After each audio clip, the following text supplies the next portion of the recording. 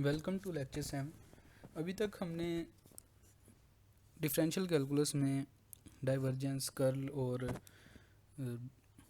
Gradient को देखा है। अब इनमें हम कुछ प्रोडक्ट रूल्स को देखेंगे, क्योंकि जिस तरह हमने कैलकुलस में सिंपल डिफरेंशिएशन रूल्स देखे हैं, जिनमें हमारे पास देखते हैं कि जब दो फंक्शंस ऐड हो रहे होते हैं तब उन पे डिफरेंशिएशन कैसे एक्ट करती है, जब किसी फंक्शन के साथ कांस्टेंट है तब कैसे एक्ट करती है, जब दो फंक्शन मल्टीप्लाई हो रहे हैं तो किस तरह उन पे डिफरेंशिएशन एक्ट करती है, जब डिवीजन हो रही है तो कैसे एक्ट करती है। उसी तरह हमारे पास जो वेक्टर डेरिवेटिव्स डेल हैं वो भी कुछ रूल्स के तहत इन फंक्शंस पे एक्ट करेगा। इस वीडियो लेक्चर में हम उनको देखेंगे। लेट्स से हम एक तरफ जो है अपने जो कैलकुलस में हमने रूल्स पढ़े हैं ऑर्डिनरी डेरिवेटिव्स के हिसाब से उनको देखेंगे, और दूसरी साइड पे हम वेक्टर डेरिवेटिव्स को देखेंगे। अगर हमारे पास दो फंक्शंस हैं f और g और वो दोनों ऐड हो रहे हैं तो इन दोनों पर हम सेपरेटली डिफरेंशिएशन लेके इनको ऐड कर सकते हैं। एक तो हमारे पास ये रूल है। इसके कोरस्पॉन्डिंग हमारे पास जो डेल का रूल है, अब डेल ये है कि वो किसी फंक्शन पे तीन तरह से एक्ट करता है। यहाँ तो वो डाइवर्जेंस हो सकती है, यहाँ तो ग्रेडियंट हो सकता है, या कर्ल हो सकता है। तो ग्रेडियंट जब होगा हमारे पास दो फंक्शंस पे, नॉन वेक्टर फंक्शंस पे जब ऐड होगा तो इसको हम लिख सकते हैं डेल एफ प्लस डेल जी। अच्छा, क्योंकि अब ये जो ग्रेडियंट है it is a vector quantity, तो मैं इसको अब हर बार इस पे ये एरो हेड लगाने के बजाय इसको सिर्फ इसी तरह लिख दिया करूँगा, ऐसे जस्ट डेल के। नोटबुक में या जो आपकी टेक्स्ट बुक है उसमें तो ये थोड़ा सा बोल्ड फेस होगा, अब यहाँ पर बोल्ड फेस करना मुश्किल है, तो I will just write the del without arrow head. अच्छा, एक तो ये हो गया हमारे पास फर्स्ट। दूसरा ये है कि डाइवर्जेंस हो सकती है, तो जब डाइवर्जेंस होगी अब इसमें ये जो हैं ये फंक्शन क्योंकि वेक्टर्स होने चाहिए तो मैं इनको वेक्टर्स के लिए ए और बी कह देता हूँ कि A vector plus B vector. तो इन पे हमारे पास जो है del dot A plus del dot B हो जाएगा, और जो हमारे पास कर्ल है ए प्लस बी के लिए ये हो जाएगा del cross A plus del cross B. तो इसी तरह ये डिस्ट्रीब्यूटिव जो प्रॉपर्टी है ये है। इसी तरह अगर हमारे पास ऑर्डिनरी डेरिवेटिव्स में देखें कि अगर हमारे पास कोई कांस्टेंट के एक फंक्शन के साथ मल्टीप्लाई हो रहा है तो हम उस कांस्टेंट को आउटसाइड ले सकते हैं डिफरेंशिएशन के। इसके एनालोगस हमारे पास जो वेक्टर कैलकुलस है उसमें भी सेम चीज़ है कि डेल के एंड एफ वेयर के इज़ अ कांस्टेंट, तो इसको हम लिख सकते हैं के आउटसाइड आ जाएगा, डेल एंड एफ जो है उसका ग्रेडियंट आ जाएगा फंक्शन का। लेकिन हमारे पास जो है क्योंकि डेल तीन तरह से एक्ट करता है तो सिर्फ जो है ग्रेडियंट पर ही नहीं, डेल डॉट के एफ जो है उसको हम लिख सकते हैं के डेल डॉट एफ। सॉरी, इसको अगर वेक्टर है तो इसको ए कर लें, और इसी तरह डेल क्रॉस के ए जो है इसको हम लिख सकते हैं के, और जो अंदर है डेल क्रॉस ए आ जाएगा where A is a vector quantity.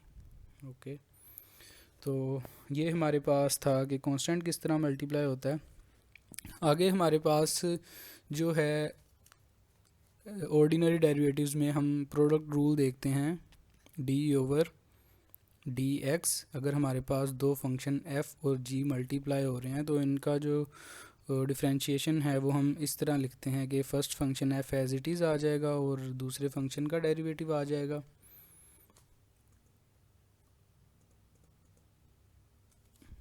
और प्लस फर्स्ट फंक्शन का डेरिवेटिव एंड दूसरा फंक्शन उसके साथ एज इट इज़ मल्टीप्लाई हो जाएगा।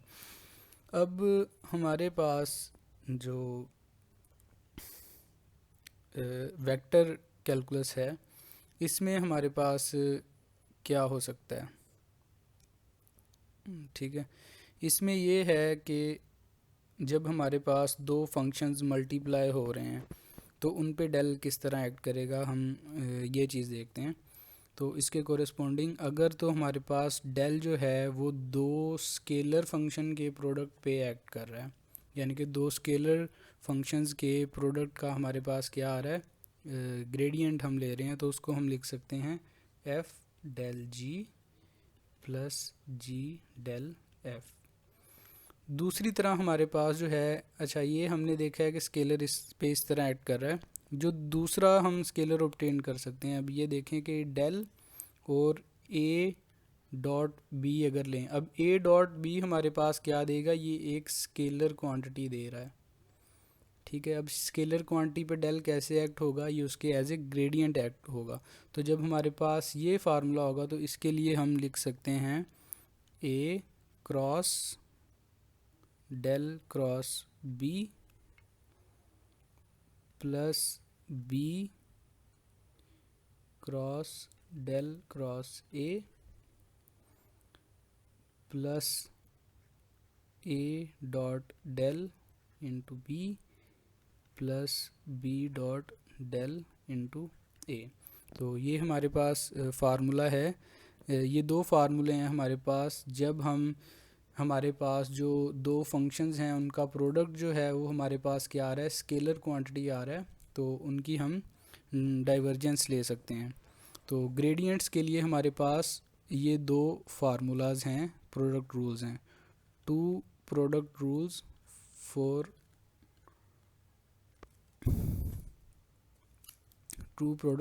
For gradients. इसी तरह हमारे पास जो डाइवर्जेंसीज हैं वो भी दो तरीके से हम ले सकते हैं कि वो हम क्योंकि वेक्टर क्वांटिटी पे ले सकते हैं। तो लेट्स से कि एक वेक्टर क्वांटिटी हम इस तरह ले रहे हैं कि एक सिंपल फंक्शन है जो वेक्टर नहीं है, और दूसरा एक वेक्टर फंक्शन है ए। तो इन पे डेल कैसे एक्ट होगा, इस पे होगा F del dot A plus A dot del F. ये हमारे पास थर्ड प्रोडक्ट, ये फर्स्ट प्रोडक्ट रूल है, ये सेकंड प्रोडक्ट रूल है, ये थर्ड प्रोडक्ट रूल है। इसी तरह हमारे पास फोर्थ प्रोडक्ट रूल जो है डेल डॉट, अच्छा अब ये डॉट जो है वो क्योंकि क्रॉस प्रोडक्ट पर एक्ट करता है, तो हम दो वेक्टर्स का अगर क्रॉस प्रोडक्ट लें तो वो हमारे पास एक वेक्टर क्वांटिटी ही आती है। तो इसको हम इस तरह से लिख सकते हैं B dot del cross A minus A dot del cross B. ये हमारे पास फोर्थ प्रोडक्ट रूल है। तो हमारे पास क्या आए हैं, two product rules for divergences, यहाँ डाइवर्जेंस। ठीक है, अब हमारे पास बच जाता है कर्ल, कि कर्ल किस तरह ऐड करेगा, क्योंकि हमें पता है कि जो कर्ल हम किस चीज़ का लेते हैं, कर्ल हम एक वेक्टर क्वांटिटी का लेते हैं। ठीक है, तो उसके लिए हम क्या कर सकते हैं, डेल क्रॉस, अब वेक्टर क्वांटिटी हम कैसे ऑब्टेन कर सकते हैं कि it should be a vector A, इसके साथ हम एक स्केलर फंक्शन मल्टीप्लाई करते हैं। तो अब इसका जो है कर्ल का प्रोडक्ट रूल किस तरह आएगा, फंक्शन आउटसाइड आ जाएगा, del cross A minus A cross F, sorry del F आ जाएगा, जो स्केलर फंक्शन है उसका हमारे पास ग्रेडियंट आ जाएगा।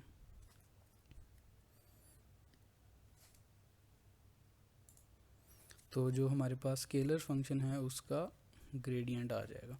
ये हमारे पास फिफ्थ प्रोडक्ट रूल है। इसी तरह हमारे पास जो सिक्स्थ प्रोडक्ट रूल है वो ये है कि जब हमारे पास डेल क्रॉस, अब क्योंकि जो कर्ल है वो किसी वेक्टर का होता है और दो वेक्टर्स के क्रॉस प्रोडक्ट से भी हम एक वेक्टर ऑब्टेन करते हैं, तो इन दिस केस हमारे पास रिज़ल्ट कुछ इस तरह से आएगा, B dot del into A minus A dot del into B plus A into del dot B minus B into del dot A. ये हमारे पास सिक्स्थ प्रोडक्ट रूल है वेक्टर डेरिवेटिव्स के लिए। इन प्रोडक्ट रूल्स को हम गाहे बगाहे यूज़ कर रहे होंगे अपनी थ्रू आउट ईएमटी में, और इन रूल्स को यूज़ करके हम अपनी जो कैलकुलेशंस हैं उनको काफ़ी जगहों पर सिंप्लीफाई भी करेंगे।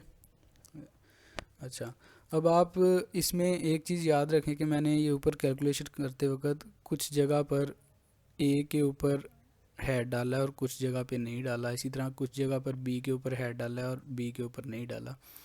ऊपर वाली जितनी भी डिस्कशन है उसमें याद रखें कि ए के ऊपर मैंने एरो डाला है नहीं डाला वो ए वेक्टर है, बी के ऊपर मैंने एरो डाला है नहीं डाला वो बी भी वेक्टर है। एफ जो है वो स्केलर फंक्शन है, के जो है वो एक कोई भी कांस्टेंट है। ठीक है, तो इस चीज़ का आपने ख्याल रखना है। अच्छा, ये तो हमारे पास थे प्रोडक्ट रूल्स। इन प्रोडक्ट रूल्स के अलावा हमें पता है कि जो हमारी कैलकुलस है उसमें हमने एक कोशेंट रूल भी पढ़ा था कि जब दो फंक्शन डिवाइड हो रहे हैं तब हमारे पास उनका जो रिज़ल्ट है वो कुछ इस तरह से होता है, minus F D G by D X divide by G square. तो ये हमने कैलकुलस से देखा था फॉर ऑर्डिनरी डेरिवेटिव्स। लेकिन जब हमारे पास वेक्टर डेरिवेटिव्स हैं और वेक्टर्स इन्वॉल्व हो रहे हैं तब हमारे पास जो डेल है, क्योंकि वो तीन तरह से ऑपरेट करता है तो हमें तीनों के लिए लिखना पड़ेगा। लेट्स से दोनों हमारे पास जो फंक्शंस हैं वो क्या हैं, स्केलर फंक्शंस हैं।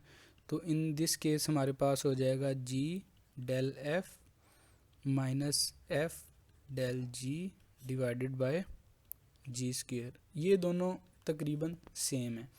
दूसरा हमारे पास क्या होगा, डेल डॉट। अब इस क्योंकि डॉट प्रोडक्ट जो है वो किसी वेक्टर पे एक्ट करता है तो इसमें हमारे पास हम वेक्टर ऊपर रख देते हैं और नीचे एक स्केलर फंक्शन रख देते हैं। ठीक है, तो ये हमारे पास आ जाएगा G into del dot A minus A dot del G divided by G square. और तीसरा जो है वो हम कर्ल के लिए ले सकते हैं डेल क्रॉस। अब इसमें हमारे पास अगर ए को ऊपर रखें और जी को नीचे रखें तो इसमें हमारे पास रिज़ल्ट कुछ इस तरह से आएगा, G into del cross A plus A cross del G whole divide by G square. ये हमारे पास तीन कोशेंट रूल्स हैं फॉर वेक्टर डेरिवेटिव्स। अच्छा, ये तो हमने देख लिया। वैसे ये ज़रूरी नहीं था कि हम इसको जो हमारे पास कोशेंट रूल्स हैं इनको निकालते। ये एक्चुअली जो हमारे पास प्रोडक्ट रूल्स हैं उन्हीं का एक रिज़ल्ट है, उन्हीं से हम इनको ऑब्टेन कर सकते हैं। तो नेक्स्ट लेक्चर में हम देखेंगे कि सेकंड डेरिवेटिव्स किस तरह से हम ले सकते हैं। क्योंकि अगर आप नोट करें हमने जितनी भी डिस्कशन की है अभी तक वेक्टर कैलकुलस में उसमें हमने क्या किया है कि एक डेल को ऑपरेट किया है किसी स्केलर पे या किसी वेक्टर फंक्शन पे। हमने अगर डेल को किसी स्केलर फंक्शन पे ऑपरेट किया है इस तरह, या डॉट प्रोडक्ट लिया है किसी वेक्टर के साथ फॉर डाइवर्जेंस, या कर्ल लिया है किसी वेक्टर के साथ, इन तीन तरह से हमने ऑपरेट किया। अब ये देखें कि हमने डेल को सिर्फ एक बार ऑपरेट किया है, कहीं भी डेल को हमने दूसरी बार इस रिज़ल्ट पे ऑपरेट नहीं किया। इस तरह हमने दूसरी बार डेल को ऑपरेट नहीं किया। ठीक है, तो जो हमारे पास नेक्स्ट सेक्शन है उसमें हम देखेंगे कि दूसरी बार हम डेल को किस तरह ऑपरेट कर सकते हैं। फॉर एग्ज़ाम्पल के जो डेल एफ है हमारे पास, ये क्या है हमारे पास, ये एक वेक्टर क्वांटिटी देगा और हमें पता है कि वेक्टर पे हम जो है डेल को दो तरह से ऑपरेट कर सकते हैं। तो हम डेल डॉट डेल एफ कर सकते हैं या डेल क्रॉस डेल एफ कर सकते हैं। तो इस तरह से हम आगे जाके सेकंड डेरिवेटिव्स अगली वीडियो में देखेंगे।